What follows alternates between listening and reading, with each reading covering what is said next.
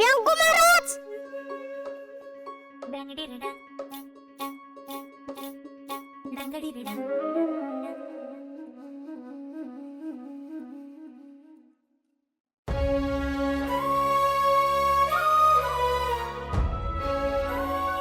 तुमच्या आजोबाने ज्या जागी मंदिर बांधलंय, तुमच्या घरच्या जागी उभं आहे, ती सगळी जागा सावता विष्णू वाडेकर नावाच्या माणसाच्या नावावर दिसते.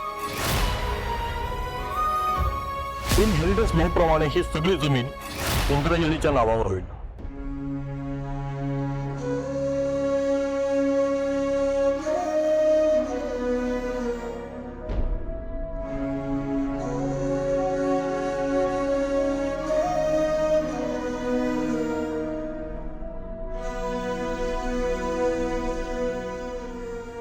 व्यंकू महाराज कसे आहेत तुम्ही?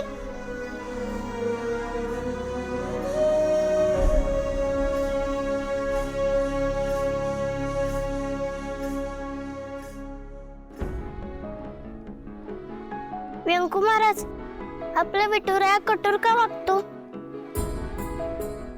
आपण त्याला पाठीराखा म्हणायचं आणि तो असं.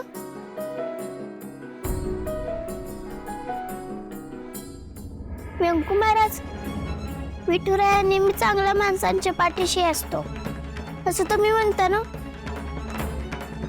आणि तुम्ही तर चांगल्यांचे मेन आहे. मग विठुरायाने तुमच्या बरोबर असं का केलं? रॉंग वागलाय तो, कट्टीच्या लेकीचा झालाय.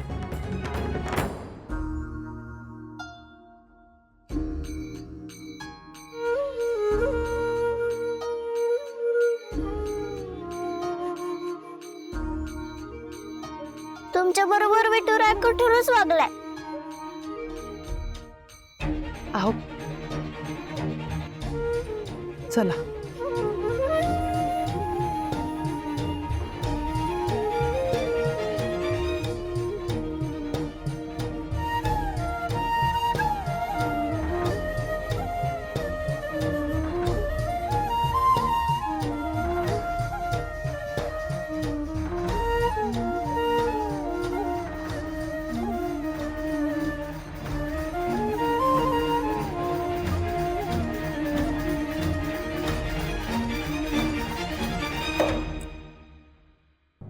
काही बोलती ही किलवर तोरणी.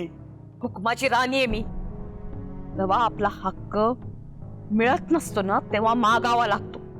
मागून मिळत नसतो तेव्हा हिसकावून घ्यायला लागतो.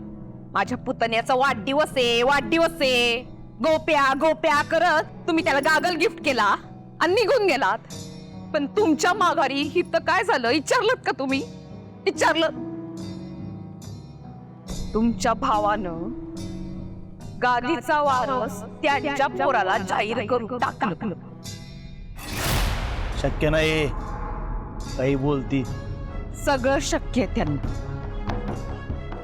तुम्हाला गादीवरून बेदखल केले नाही. व्यंकट भाऊजी म्हणाले, गोपाळ या गादीचा वारसा पणजोबांकडून आजोबांकडं, आजोबांकडून वडिलांकडं आणि वडिलांकडून माझ्यापर्यंत आलाय. आणि आता हा वारसा तुला मिळणार. रामकृष्ण हरी. काही बोलती का तू? आज अजिबात विश्वास बसत नाही तुझ्या बोलण्यावर. मी काय पण बोलती का? विचारा तुमच्या पोराला. नाहीतर असं करा, तुमच्या कशाला तुमच्या लाडक्या गोप्याला विचारा ना. विचार. नाही म्हणजे असं जर व्यंकटनं केलं असेल तर ते चुकीचं आहे. हा होय ना? मग जा विचारताय त्यांना. विचारताय. विषय भरकटवू नको आनंदी. तू माझ्या भावाच्या खाण्यात शेंदूर कालवलास ना त्याचं उत्तर दे आधी.